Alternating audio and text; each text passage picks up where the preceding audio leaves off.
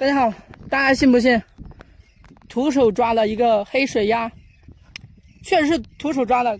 给大家看一下，他刚才在这水里面，他没跑，我就很纳闷。我这样用脚一弄，他没跑，就在这里面，我就给抓住了。他应该是准备下蛋的。抓住第一时间呢，我就分享给大家这个黑水鸭，给大家看一下。这是它的脚，它应该是拉便便了，手上全是它的便。确实，我给大家看一下，我等一下就放生了，因为也不值得，对吧？就是为了拍个视频，我就没想到这个野鸭能飞啊！我怎么会可以抓得住啊？它是不是有点那个，对吧？我先洗一下吧，这个太臭了，主要是。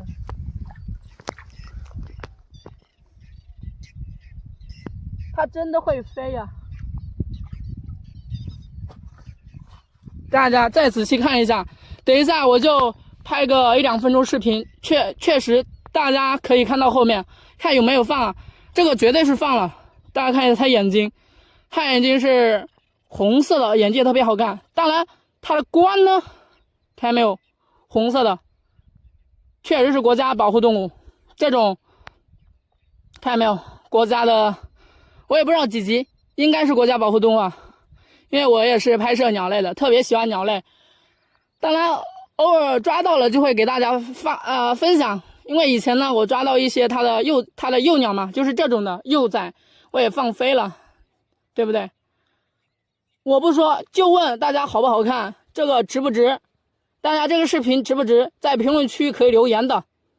好了，这次我们就放了吧，给大家看一下它的一个奔跑速度。把狗捂到，看一下。这种3、2、1，是不是？就问大家是不是放了，对不对？值不值得你的一个关注？绝对值得。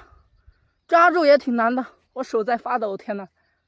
抓它真的，我也不知道为什么它怎么不跑，肯定是要下蛋了，也有可能是蜷缩在那里，因为那里没有看见它的巢穴嘛，这里面没有看见它的巢穴。真的没有看见，就在这里，就是这个小洞。这个巢穴呢，也是你说是吧，也可能是晚上在里面住；你说不是吧，也不是没有道理，确实不是，确实不是啊。然后我这个视频呢，我就分享到这里，期待你的关注和留言，我们下个视频见啊，拜拜。